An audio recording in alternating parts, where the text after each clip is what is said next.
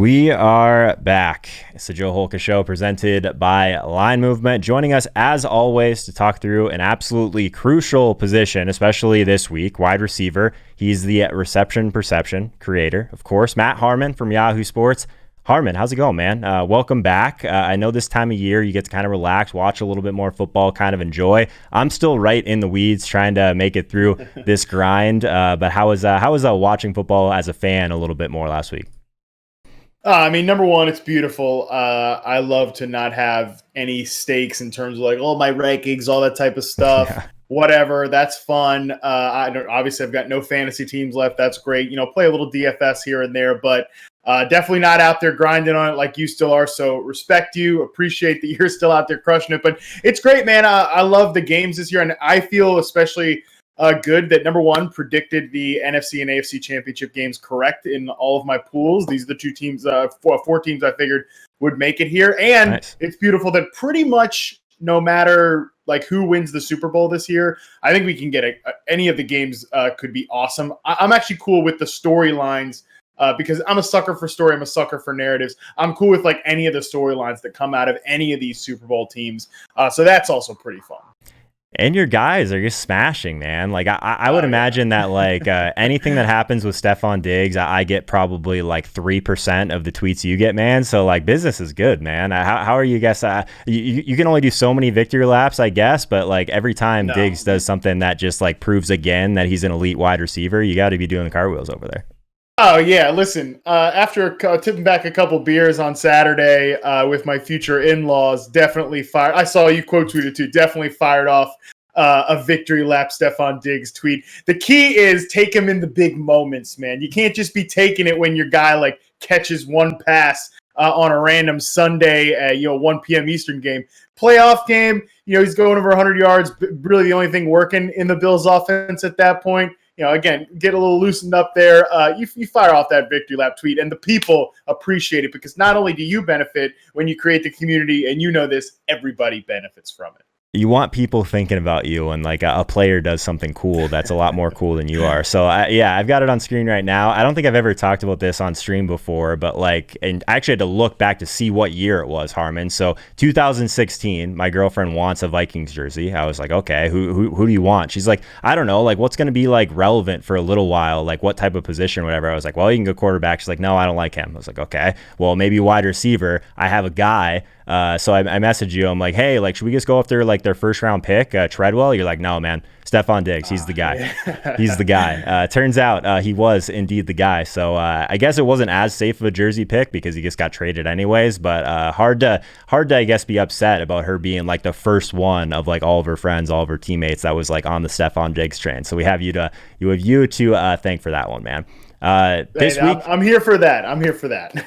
Love it. This week, I think that we could have gone through a lot of different things on this segment, I think, but the main question on everyone's mind is going to be these top tier guys because that's pretty much what's going to decide this entire slate. So like at the very top, Devante Adams, 8K. We have Travis Kelce. We'll throw him in there, but like obviously we don't need to talk about Kelce with you. So Adams, Tyreek, and Diggs, all 8K and below. And I think we can even throw Chris Godwin into that mix, who's just really cheap. He's 5,400. So Godwin seems like almost the best price pivot of those guys. But at the very top, I guess we've talked enough about Diggs. We got to talk about Devante Adams and Tyreek Hill because I think that's the big decision point for a lot of people this week. Any thoughts? Yeah, it's tough to pick between those two guys. I love that you mentioned Godwin too, because he's not really a mistake-prone receiver, but he's made a couple of mistakes, couple drops these last two games. I feel like that's going to push his value down. I like that matchup a lot for him because he's going to probably get a pretty good favorable coverage in there when they go those three wide receiver sets with Antonio Brown being banged up too. I think he's a good call this week. But between those two top guys and Tyreek Hill and Devante Adams, I'm still definitely siding with Adams this week. I mean, it was so impressive, not unexpected, but still very impressive to see him win in that matchup against Jalen Ramsey last week. Adams is another guy that if you've been following reception perception over the last 3 years, you knew that he was performing at an elite level. And I know the Bucs just shut down Michael Thomas. Maybe that scares a few people off. I don't think it should at all. Number one, we know Thomas is not healthy. Thomas right now, he even came out, or the reports came out right after that Saints game, basically the next day, like, oh yeah, he's banged up. He basically only wanted to gut it out there because he knew this was Drew Brees' last season. So there's that. Also, I think Adams is he's a better receiver, man. I know it sounds like easy to say that in the moment, but this is something I would have told you 365 days ago. Adams is an elite receiver off the line. I don't think there's anybody on that Bucs team that can cover him. They've got some good young corners, but some of those guys have made a bunch of blown coverages this year. You've also seen, the Bucs that sometimes will back off the coverage. They'll bring their corners back off the line. I still think this is a good week to make Adams your core play at wide receiver.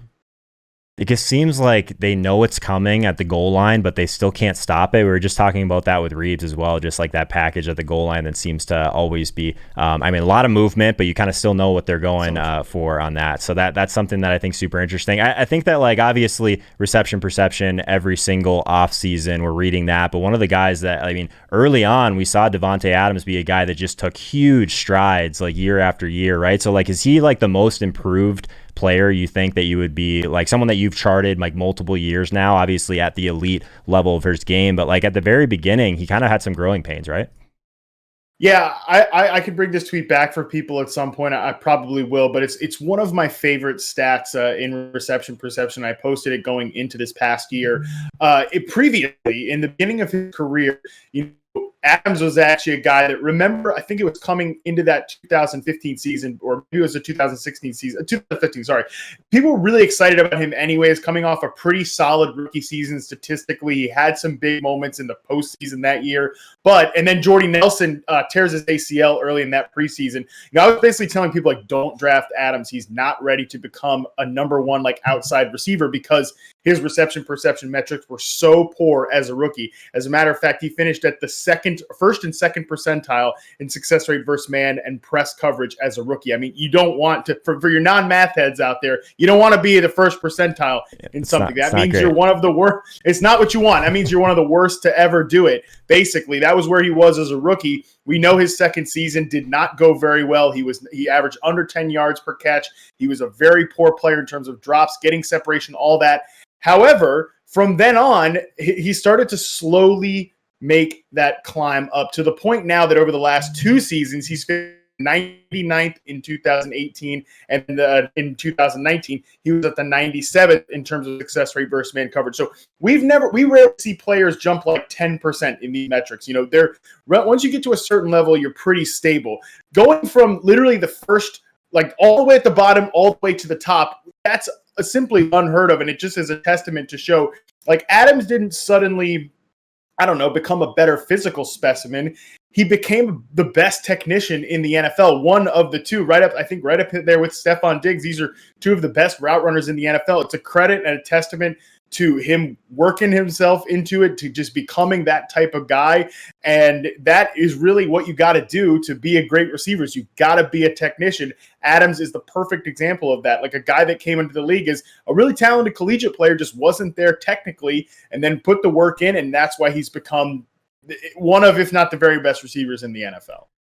I think that's something that, as a community, like people that take football seriously and look at this stuff every week, we could probably do a better job of, just because we put these guys into buckets so early. You don't understand that, like, an off season or just more experience, like, these guys are still developing. They're coming into the league early. Like, I feel like we put them in the buckets too early, and they have room to grow. A lot of these guys, there's improvements that can be made. They're not X player forever. You can't just look at them and say they don't have room for improvement. And a lot of these guys, their ceiling is just sky high. It has to do with opportunity, but it also has to do with how they grow as a player. And that's definitely, I'm always interested to see which guys like take strides in reception perception, just because I think that that's like a true indicator of how they're winning and how they're really, beating coverage. I think that that's one of the things that I'm looking for with some of these veteran guys that you're charting. So looking forward to that again this coming year. Harmon, anything else on the top end? I know we touched on Tyreek quickly. They've been kind of using him in this way that just like really benefits Travis Kelce in so many ways, just because they have to respect that speed for Tyreek Hill, but he has been playing in the slot a little bit more. So I'm curious, like I know that he's still a guy that does really well in reception perception also, just like he's one of those guys you were telling people is not just a deep threat. Like, he can run these other types of routes and he can beat coverage and that sort of thing. Actually, he's a pretty good contested catch wide receiver as well for his size, isn't he? So I want to hear a little bit more about Tyreek. I know that this week it's kind of splitting hairs anyway, so I figured it'd be a good opportunity to pick your brain on some of these top guys. Yeah, I think the coolest part about Tyreek Hill is that he is that separation guy at all levels. I've actually always compared him to Steve Smith because of the thing that you just said there. Like, not only is he pound for pound one of the fastest players in the NFL, he's also pound for pound one of the toughest players in the NFL. I mean, he will, just like Steve Smith, plays way above his size. He's up there winning those contested passes. He's really always been good at that since he came into the league too. That was something in his rookie season where I'm like, yeah, not only is this guy getting separation at all levels on his routes, he's also winning those 50-50 balls. He's really good off the line. When teams do press him, which most don't because of his speed, they've got to give him that cushion, which is just another reason. It's like, if you're going to give Tyreek Hill a free release, he's going to burn you in the slot. That's what you see happen. You saw that plenty of times in that Cleveland Browns game. That was something I highlighted in my pressing questions article. It's like, do the Browns have anyone that can cover Tyreek Hill over the middle of the field? No, they don't have a good slot corner. They have a slow set of safeties. That's going to be a problem for them. I also think it's worth highlighting too, while we're talking about Hill, it's worth highlighting Mecole Hardman too, because I was really intrigued with how they sort of use these two guys to complement each other. A lot of it is, like you said, about getting Travis Kelce free as a slot receiver, and then obviously as a tight end, and even as an X receiver too. Like, the fact that they can line their tight end, nominally a tight end, up as an X receiver, and he can function that way and like juke a guy like Denzel Ward, a top 5 pick at corner, out of his shoes. Just so many matchup advantages. I think that's going to be key too when you look at this Bills defense. It's given up a lot of production to tight ends. Saw it in their first playoff game as well. But Mecole Hardman minus under -2 air yards per target last week, but he got a lot of yards after the catch.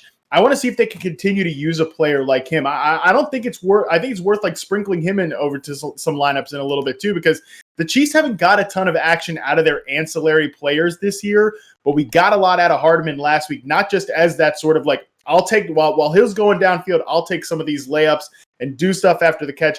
We also saw him used as a guy that he's key in getting the defense to declare what they're doing in terms of coverage, like man, zone, whatever, when they motion him around. We saw that on the game-winning play. It's all part of that, And I think that Hardman is someone that, he's not obviously a fixture of the offense, but it wouldn't surprise me if they use him on some of those layups and over a very aggressive Bills defense, maybe they miss a few tackles, he could make some of those big plays again this week as well. Yeah, I think people are probably going to talk themselves into more 2 tight end teams this week because Kelce's so expensive. He's basically a wide receiver anyway, but you can play Kelce and in the flex play a guy like Mecole Hardman. He's only $4K, he's so cheap. Like Matt's saying, there's so many different ways that they try and get him involved. So I love that call. Harmon, before we get out of here, you mentioned that you got all 4 of these teams right going into this. So who do you have going to the Super Bowl? I've got Bills and Packers. I've just, I think we see Mahomes play this week. Obviously, it seems like it's trending that direction. Pretty much, it's just what you expect to happen at this point. But even then, I think the fact that we haven't seen Buffalo play an A-plus offensive game really leads me to think that this could be the week that we see it. And like Josh Allen was doing some freaking spectacular things in their first playoff game, but I still would say that their passing game was maybe A- or B+, something like that. But this passing game has been the key to the Buffalo Bills all year. Their defense has been more hit than miss lately, but they have been a little volatile all year.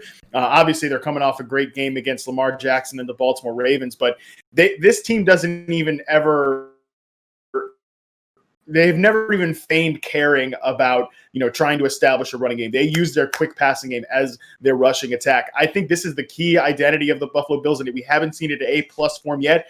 I think this is the week we see it in A+. I predicted that upset in the AFC Championship game from the beginning. I'm going to stick with it now, and I do think the Packers move on. I like, obviously, a lot of what Tom Brady and the offense has done lately, especially since their Week 13 bye, but nevertheless, like, Rodgers and this Packers offense, it's too hard to stop right now. Like, we talk about all these guys like, oh, Tannehill, Jared Goff, like they're being elevated, Jimmy Garoppolo being elevated by the Mike Shanahan tree of offensive coaches, that type of system. Rodgers is running that system while being Aaron Rodgers, and we see the results there. So I've expected them to go to the Super Bowl all along, and I'm going to stick with those 2 teams for sure. I love that you're on the Bills. That makes me feel a lot better because I think that they've got a real chance. Took a shot on a Stephon Diggs rookie card, so that would make me happy if he made the Super Bowl. So hopefully that's something that we're talking about here shortly next week, man. I'm excited. I'm excited to watch these games. Make sure everyone out there is following Matt Harmon on Twitter. I'm sure they are already, but Matt Harmon _BYB. All right, man. I think that's pretty much all we got. Let's do this next week. We're gonna do something fun for the people, but I'm excited, man. Best of luck. I guess enjoying the games. Best of luck enjoying, if that's a thing. Enjoy the games, man. I'll talk to you later. Appreciate it, Joe. Always a good time, man.